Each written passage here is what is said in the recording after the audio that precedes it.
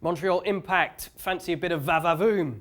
So Thierry Henry is on his way in his second full head coach role after the disaster that was his 3.5 months at Monaco. First of all, it's a big signing for Montreal, is it not?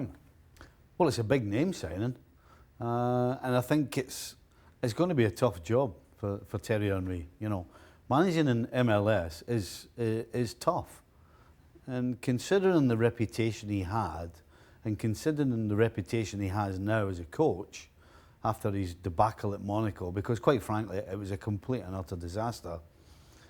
If anybody thought he was going to come here and not put a shift in and do the work and do the time and make sure and try and get his name back, then they're very mistaken. This is a second and maybe last chance for this guy to be successful. So this is a good signing, I think, from Montreal's point of view. Obviously, the French connection there. So, no, I think it's a good signing. And if there's one thing he's going to have to do, he's going to have to work hard. Yeah, it says quite a lot, doesn't it? Probably you'd put it down as a good choice from him to come here and try and rebuild his reputation in this way? I think so, because from the outside, or certainly outside of MLS, there will not be so many eyes on him. And to be able to come here, because he will get time. This is not a one-season job. You know, teams generally will give you a year to sort things out. You know, it takes a good 24 months to put a squad together, in my opinion, in MLS. And the reason the last coach got the sack, in my opinion, was not because he was a poor or a bad coach, but certainly the players that he had available weren't good enough. He's going to have to pick his players, get them available, and then, of course, it will be down to his coaching. Yeah, he certainly has the experience of the league as well, so he doesn't necessarily have to adapt to that, although he's been away for a little while now since his time at New York Red Bulls. Taking a look, there's a wider trend here of foreign coaches coming into the league, and some big names amongst them as well, with sort of middling or some with varying degrees of success. Yeah.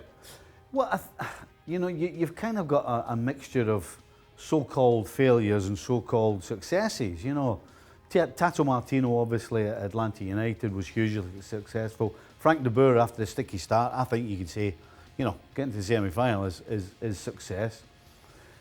And then you've kind of got the middle group, you know, with Barascalotto, who, because he had Ibra, I think that's why they got the playoffs. But that's generally the objective for most teams at the start of the season, get to the playoffs.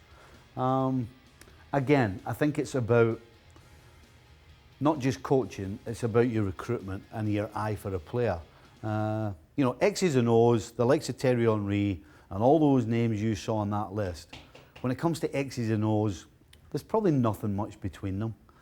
The difference is their philosophy, can the man manage, and do they have an eye for talent and where to put it on the field to succeed. So at Monaco, I think this was just a shock to the system for Thierry Henry. You know, it's one thing to play, it's another thing to go the other side, and I think that's a good reason why he'll come here and be. I think he'll be successful, and I think the failure will knock him down a peg or two, and he'll get his hands dirty, and I think he'll do a good job for Montreal. Okay, so optimism maybe for Montreal fans and for Thierry Henry, using this as a springboard to bigger, better, and brighter things. Well, thank you very much for watching ESPN on YouTube. For more sports highlights and analysis, be sure to download the ESPN app. And for live streaming, premium content, and let's not forget as well, ESPN FC 7 days a week. Subscribe to ESPN+.